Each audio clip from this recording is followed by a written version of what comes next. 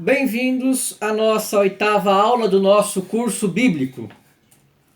Nesta aula, então, nós vamos ver a história do texto grego do Novo Testamento. Existem hoje mais de 5.000 cópias manuscritas do Novo Testamento, datadas dos 10 primeiros séculos. Algumas são papiros que remontam aos séculos II e III.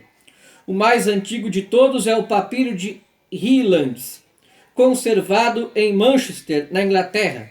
Data de 120 aproximadamente e contém os versículos de João. Capítulo 18, versículo 31 a 33, 37 e 38. Se consideramos que o Evangelho segundo João foi escrito por volta de 100, verifiquemos que dele temos um manuscrito que é, por assim dizer, cópia do autógrafo. A multidão de cópias do Novo Testamento apresenta, sem dúvida, numerosas variantes na transmissão do texto, cerca de 200.000. Todavia, trata-se em geral de oscilações meramente gramaticais ou sintáticas, diferenças na grafia, colocação ou omissão de artigo, de preposição, de advérbio, etc. Diferenças estas que não alteram a substância do texto. Os estudiosos concluem que, em vista do grande número e da antiguidade dos manuscritos do Novo Testamento, é possível reconstituir a face autêntica do mesmo, de modo a não deixar dúvidas sobre a fidelidade do texto que hoje utilizamos.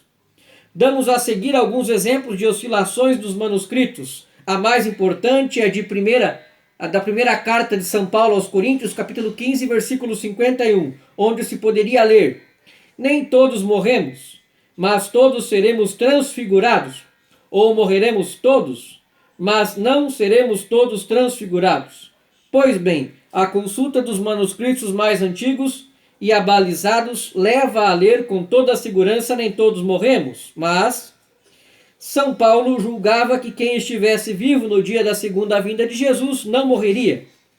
Outras variantes também são a de Lucas, capítulo 22, versículo 43 seguintes.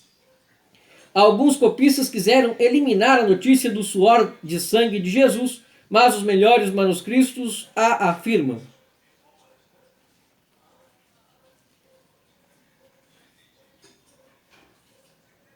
Estes exemplos, então, são dos mais significativos, bem mostram que não foi alterada a autenticidade substancial do texto do Novo Testamento. Os manuscritos do Novo e também do Antigo Testamento encontram-se atualmente em diversas bibliotecas de Paris, Londres, Berlim, Leningrado, Madrid, Vaticano e etc. Podem ser consultados por qualquer pesquisador. Os manuscritos bíblicos são patrimônio da humanidade e não pertencem apenas à Igreja Católica. Existem também edições críticas do Novo Testamento, preparadas tanto para católicos como por protestantes. Põe ante os olhos do leitor as principais variantes dos manuscritos e o grau de autoridade que possuem. Tenham-se em vista a edição de Kurt Aland, devida a uma comissão mista de católicos e protestantes e que é a melhor no gênero. As traduções dos 70 e da Vulgata. Quem utiliza uma boa edição brasileira da Bíblia encontra nela referência às traduções dos 70 e da Vulgata. Daí a necessidade de abordarmos também estes termos. Os 70. Os judeus se estabeleceram na cidade de Alexandria, no Egito, nos séculos IV e III a.C., lá constituindo próspera colônia. Adotaram a língua grega, de modo que tiveram a necessidade de traduzir a Bíblia do hebraico para o grego, o que foi feito devagar entre 250 e 100 a.C. Chama-se esta tradução alexandrina da Bíblia. A lenda, porém, diz que essa tradução teve origem milagrosa, a saber, o rei Ptolomeu II Filadelfo, querendo possuir na sua biblioteca um exemplar grego dos livros sagrados dos judeus, terá pedido ao sumo sacerdote Eleázaro de Jerusalém os tradutores respectivos. Eleázaro terá enviado 6 sábios de cada uma das 12 tribos de Israel, portanto 72 sábios, para Alexandria. Estes terão sido encarregados em 72 cubículos isolados e, não obstante, haverão produzindo o mesmo texto grego do Antigo Testamento, o que só podia ser milagre. Esta lenda, hoje bem reconhecida como tal, fez que a tradução alexandrina fosse também chamada dos 70 intérpretes. É importante porque nos refere o modo como os judeus liam a Bíblia nos séculos 3 e 2 a.C. A Vulgata. Entre os cristãos do Ocidente havia no século IV tantas traduções latinas da Bíblia que os leitores se viam confusos a respeito.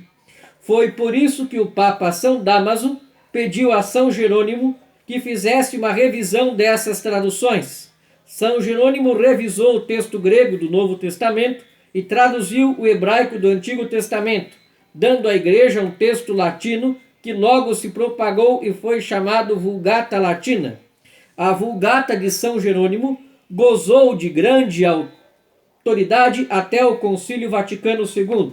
Hoje em dia existe a Neo-Vulgata, tradução latina dos originais realizadas com mais recursos linguísticos e arqueológicos do que a Vulgata de São Jerônimo. Na nossa próxima aula, então, vamos começar a estudar a parte da hermenêutica bíblica, vendo então que a Bíblia é um livro humano e divino. E vamos ver na nossa próxima aula sobre a parte da Bíblia que ela é um livro humano. Muito obrigado pela sua atenção e até nossa próxima aula.